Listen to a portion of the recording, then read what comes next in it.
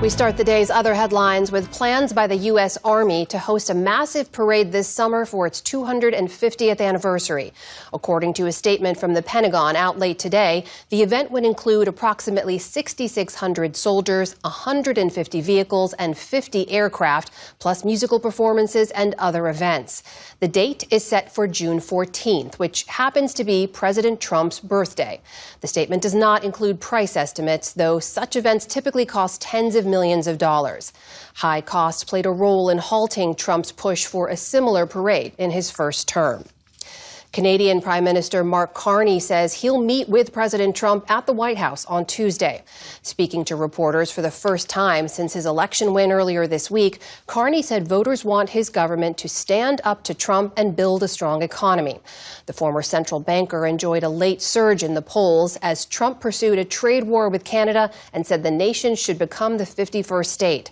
Carney told reporters he's well aware of the challenges of next week's high-stakes meeting.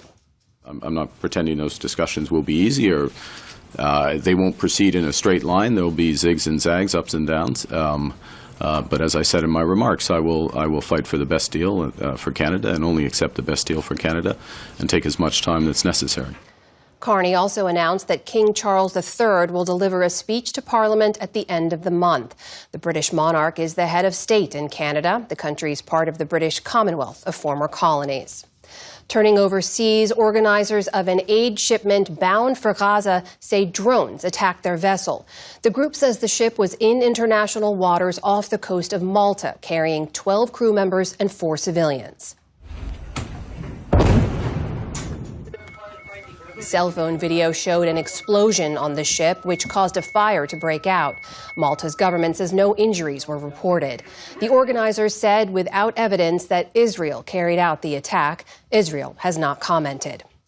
Here at home, a judge sentenced an Illinois landlord to 53 years in prison today for a hate crime attack that killed a Palestinian-American boy. Joseph Chuba was found guilty on murder, attempted murder, and hate crime charges earlier this year. He fatally stabbed 6-year-old Wadi Al-Fayumi and seriously injured the boy's mother in 2023.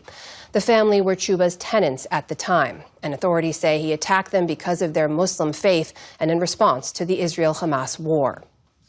Final preparations are taking place at the Vatican ahead of next week's conclave to select a new pope. This morning, workers installed a chimney to the roof of the Sistine Chapel. It'll be used in the burning of the ballots as cardinals vote for a successor to Pope Francis, who died last month. Black smoke, of course, means no decision has been made. White smoke will signal that the 267th Pope has been elected. It took 5 rounds of voting in 2013 before the white smoke emerged to announce the selection of Pope Francis. The secret conclave begins next Wednesday. Prince Harry says he would love to reconcile with Britain's royal family, saying he doesn't know how long his father, King Charles, has to live. He made the comments to the BBC just hours after losing a legal bid in the UK to restore police protection when visiting the country. The Duke of Sussex was stripped of his publicly funded security after he stepped down from his royal duties in 2020.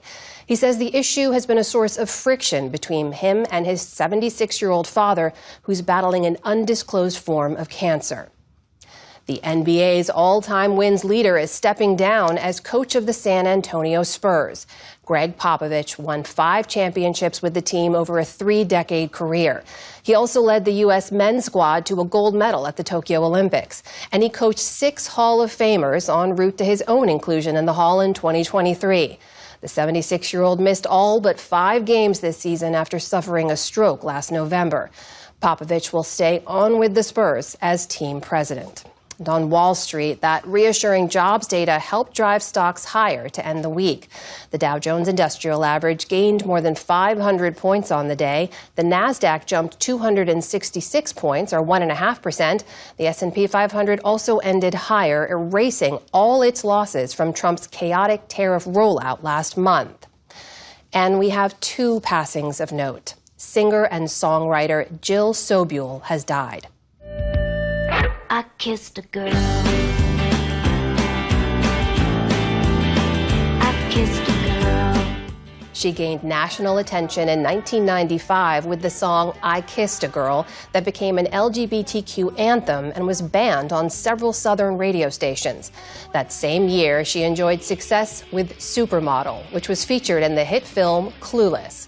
Sobule released 12 albums over a 3-decade career with songs that touched on complex issues like the death penalty, anorexia, and reproductive rights.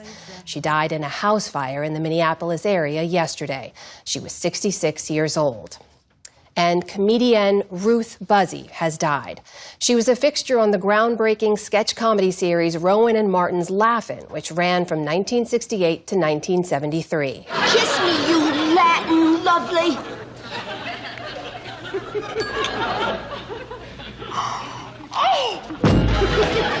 Her most famous role was Gladys Ormsby, clad in her hairnet and armed with her handbag. She earned 2 Emmy nominations and won a Golden Globe during her 6 years on the show. Buzzi later grabbed another Emmy nod for playing shopkeeper Ruthie on Sesame Street. All told, she made over 200 TV appearances over 45 years in the business. Buzzi had suffered from Alzheimer's and died at her home in Texas yesterday. Ruth Buzzi was 88 years old. Still to come on the News Hour, we look at how effective Elon Musk and Doge have been at cutting government spending over 100 days into the Trump administration. A conservative perspective on President Trump's effort to exert more authority over history and the arts. And David Brooks and Jonathan Capehart break down this week's political headlines.